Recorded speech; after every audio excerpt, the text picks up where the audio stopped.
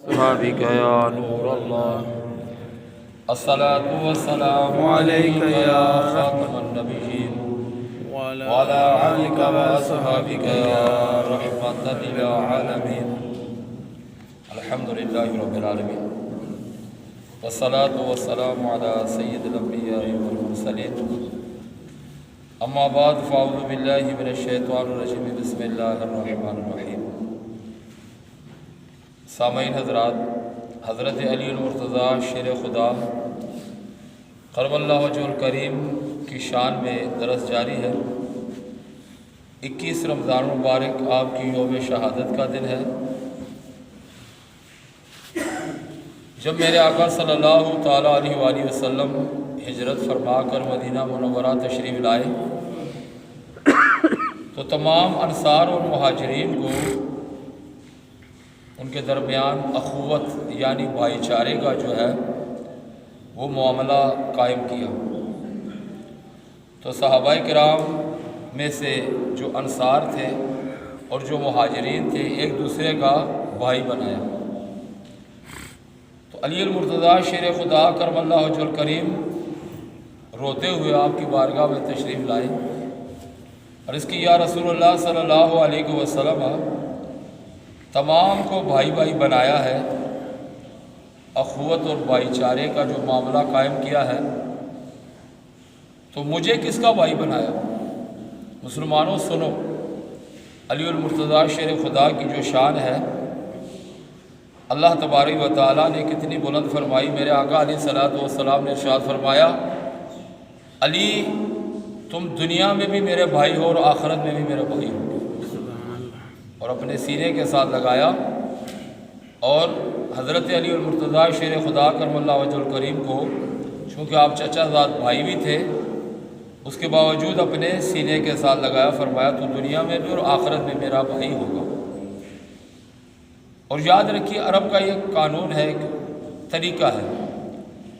جس کے گھر میں اس کی بچی جوان ہو جائے تو اس کے بعد رشتے آتے ہیں۔ جو بھی جوان مطلب کہ اولاد والے ہوتے ہیں وہ رشتہ بھیجتے ہیں، جی آپ اپنی بیٹی کا رشتہ ہمیں دیں، تو اگر رشتہ پسند آ جائے تو وہ دے دیتے ہیں۔ تو جب میرے آقا علیہ الصلوۃ والسلام کے گھر مبارک میں حضرت فاطمہ الزہرا رضی اللہ تعالیٰ عنہ خاتون جنت حسنین کریمین کی والدہ جوان ہوئی تو حضور علیہ الصلوۃ والسلام کی بارگاہ میں رشتے آئے۔ ابوبکر صدیق رضی اللہ تعالیٰ عنہ تشریف لے کر گئے، یا رسول اللہ آپ اپنی بیٹی کا رشتہ مجھے دیں۔ تو نسبت کی بات ہی، بڑی فضیلت والے معاملات ہیں۔ میرے آقا علیہ الصلوۃ والسلام نے ارشاد فرمایا، میں اس بارے میں اللہ کے حکم کا انتظار کروں گا۔ حضرت عمر فاروق رضی اللہ تعالیٰ عنہ رشتہ لے کر گئے تو حضور علیہ الصلوۃ والسلام نے وہی جواب دیا۔ کئی صحابہ کرام آئے رشتہ لے کر، لیکن حضرت علی المرتضیٰ شیر خدا کبھی رشتہ لے کر گئے نہیں۔ تو تمام صحابہ نے کہا، علی ہم ایک ایک مرتبہ ضرور گئے ہیں میرے آقا کی بارگاہ میں، لیکن تو کبھی رشتہ لینے کے لیے، مانگنے کے لیے گیا نہیں حضرت فاطمہ کا۔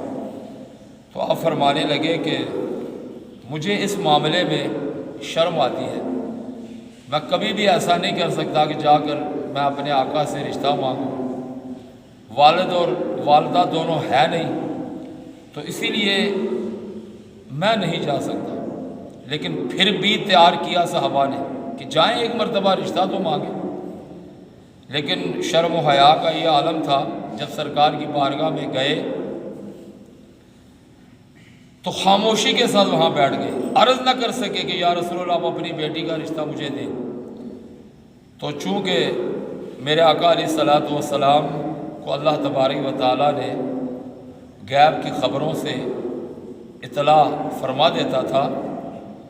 تو حضور علیہ الصلوۃ والسلام نے ارشاد فرمایا، علی ہم تمہیں حکم دیتے ہیں کہ جو تمہارے دل میں بات ہے وہ زبان میں لے آؤ۔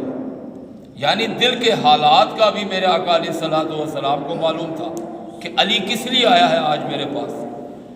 تو جب یہ بات کہی تو عرض کی، یا رسول اللہ صلی اللہ علیہ وسلم آپ کو معلوم ہے کہ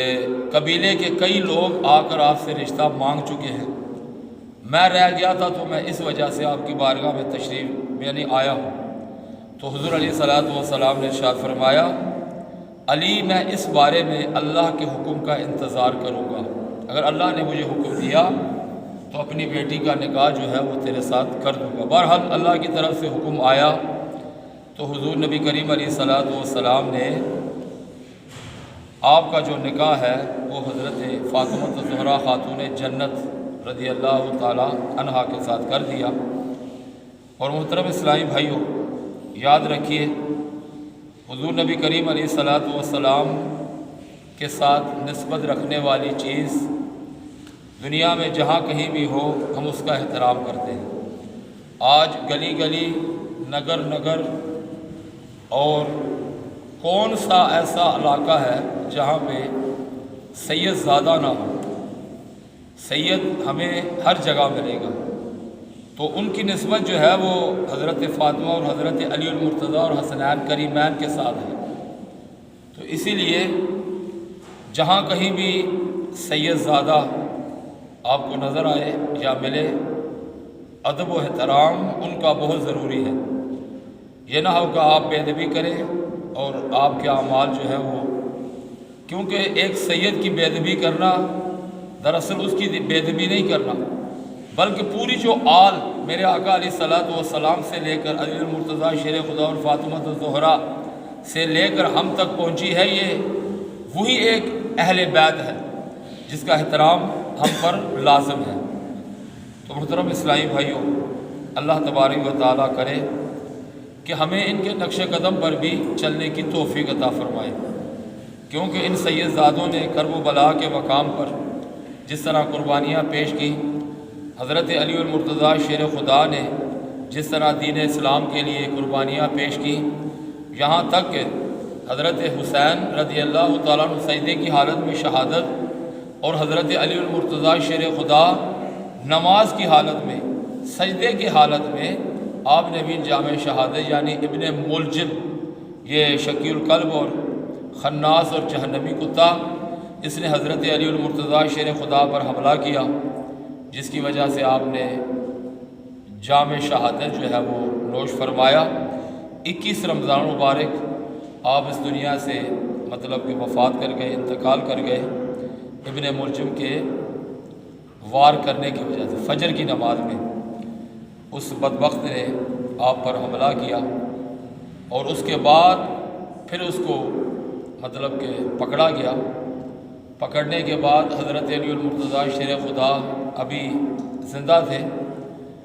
فرمانے لگے کہ اس کے ساتھ اچھا سلوک کرنا، چاہے بھی میرا یہ قاتل ہے لیکن سلوک اس کے ساتھ اچھا کرنا۔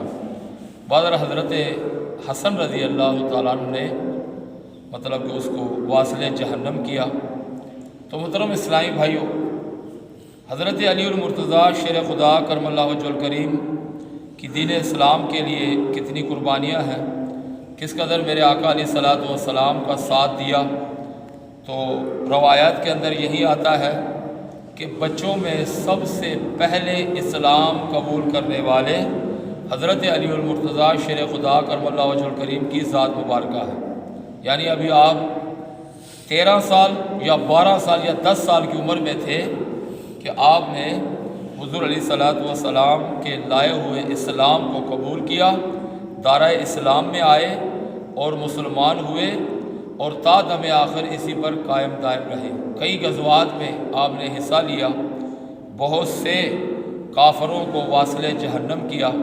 اور بڑی بہادری کے ساتھ اور بڑی جرت کے ساتھ جنگوں میں آپ لڑا کرتے تھے اور پیش رہتے تھے۔ تو اللہ تبارک و تعالیٰ کی بارگاہ میں دعا ہے کہ رب العالمین ہمیں صحابہ کرام علیہ الرضوان کی شان و عظمت کو سمجھنے کی توفیق عطا فرمائے، اور ان کے نقش قدم پر چلنے کی توفیق عطا فرمائے۔ یہ جنگوں میں بھی شامل ہوا کرتے تھے،